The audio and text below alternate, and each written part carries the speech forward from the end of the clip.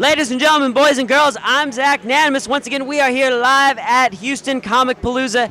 Is Comicpalooza only in Houston? Yes, Comicpalooza is a Houston thing. I think Okay. it's their sixth year.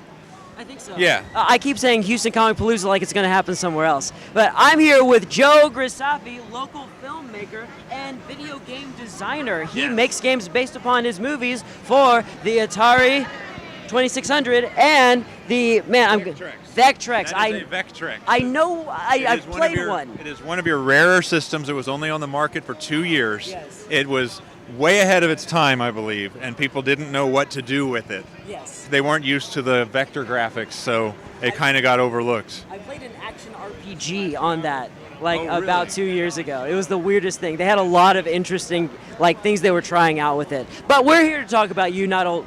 Well, you make old video games. Yes. So. I should clarify. I don't program them. I'm not a programmer. I'm a filmmaker. I did help design the games, but Jason Santucci, who I met on AtariAge.com, he's the programmer I worked with for the Atari games, and now a mutual friend. He's a friend of mine now too. Sasha Lubanow in Germany, who does Vectrex homebrew games. We connected, and he wanted to do a Dead of Night port to the Vectrex. That's super cool. Now we have four games based on my films. Right. And your films are probably what you're best known for. Tell us a little bit about what you do. Okay, I make low-budget independent films here in Houston. Conjoined is one of them. Dead of Night with a K. Most recently, Lars the Emo Kid, which screened here at Comicpalooza. Grab a poster here. Lars the Emo Kid, which we will probably do a game for this too. And my first film in '98 was called Laughing Boy. We made a game for that, which we'll release later this year. Laughing Boy, that sounds familiar. Was that feature length? Feature-length film. It was my first film that I got on Netflix back when they were new and DVDs were still relatively new. Is it still streaming? It may still be streaming. It was streaming, and it was on the Starz network. I think you can still get a DVD sent to you. So it's still around, and I'm updating it. I'm kind of, I guess, remastering it, getting rid of some video flaws, and we're going to re-release it probably as a combo pack. Very cool. On one of the Blu-rays. Well, tell me a little bit about, we're at Comic-Con, and I saw a fantasy title, Dead of Night with a K. Yes. Tell me a little bit about that. This is a film that we shot in Houston. We started shooting it in 2006 and wrapped up shooting in 2008. So about a 16-month production schedule. And that's because we did it for so little money. When you do it for little money, you have to take a lot longer. Typically, you have to take a lot longer. Sometimes you're going, paycheck to paycheck with that. Right, I had to stop to work. Right, I had to stop to work. My actors had to stop to work, so we'd have to reschedule shoots because people got jobs. Most of us are freelancers. The concept of Dead of Night is a fun one.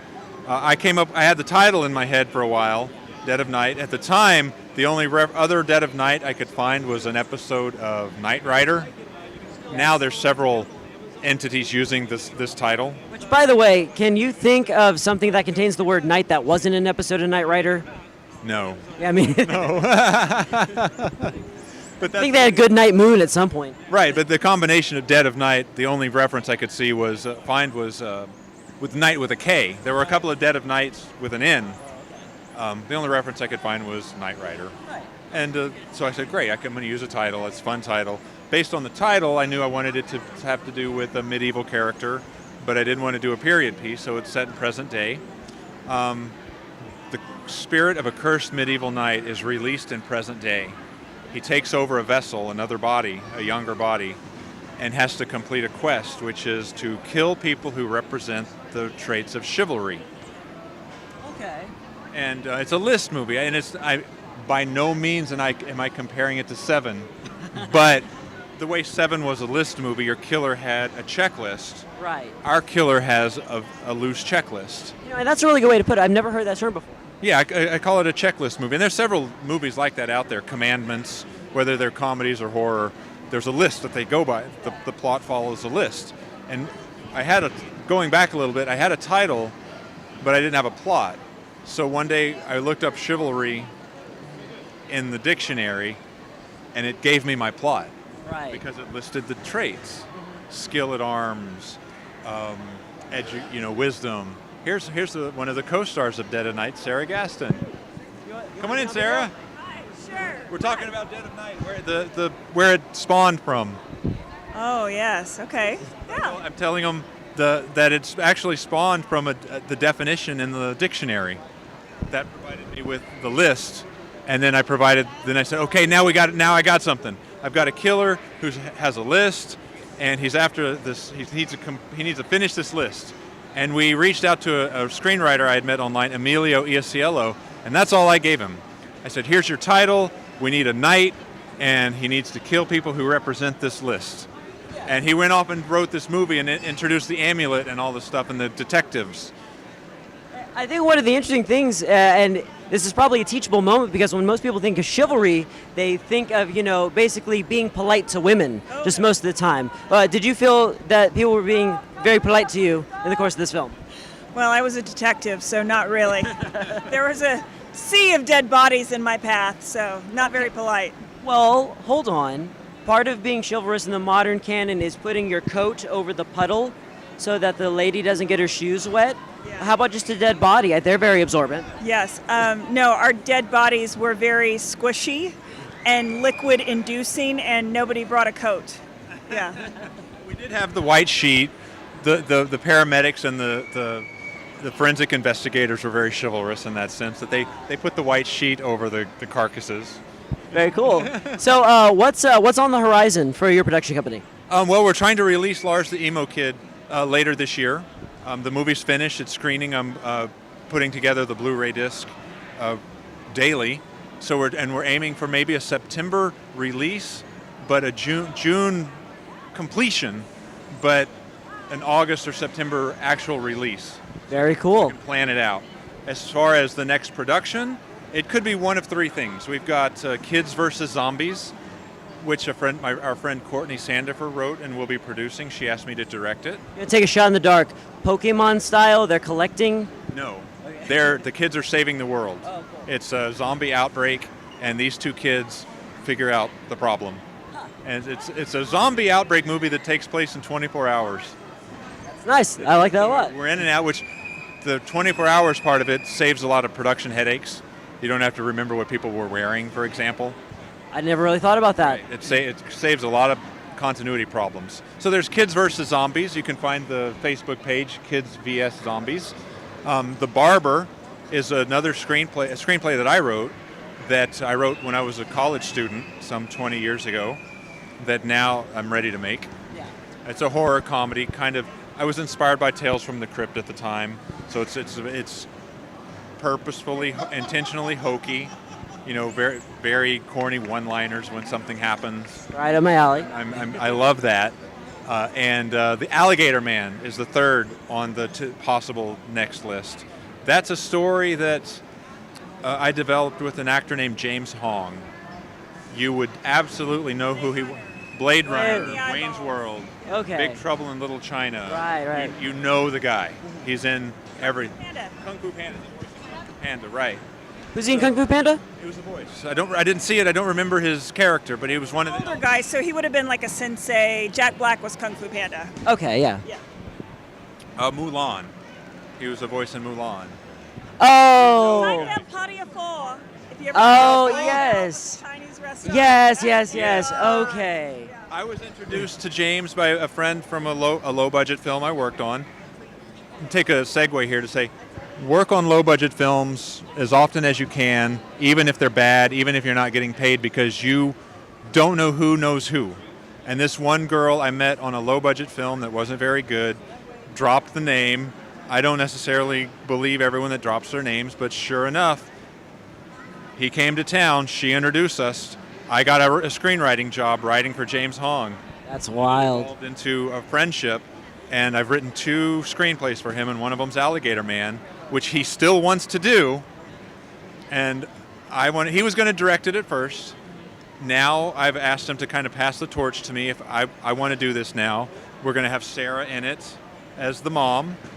Alligator Man was presented to me very much like I presented Dead of Night to Emilio. James wanted to star in it, and he had access to an alligator farm. I had to do something with that. So I made it a trip, and it's kind of timely now because the family's off to Orlando, and they stop at this small town, and they're warned that the alligator man comes out and snatches their kids at night. Little too soon right now, but it's not exactly the same.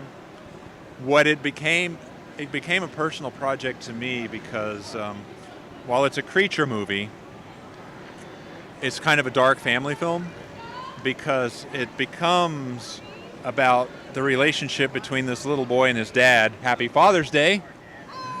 And the relationship between the old man, played by James Hong, and this alligator creature. The alligator creature is misunderstood.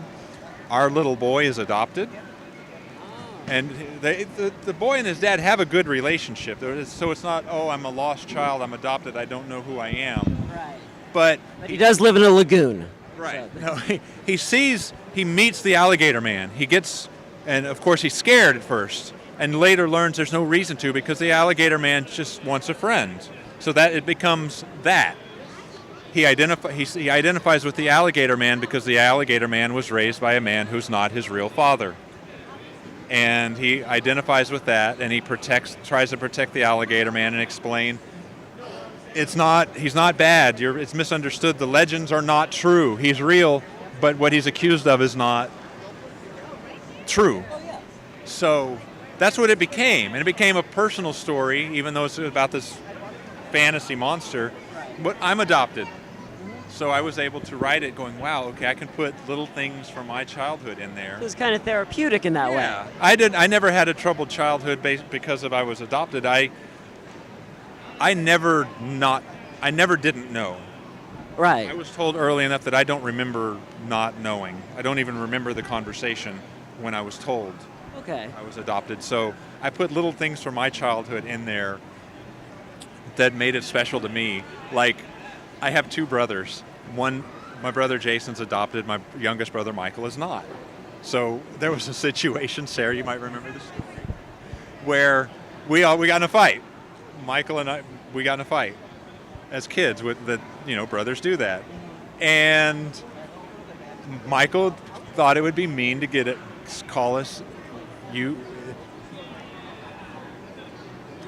I'm trying to remember exactly because it was like the Daniloff situation. It was very much like the Daniloff situation.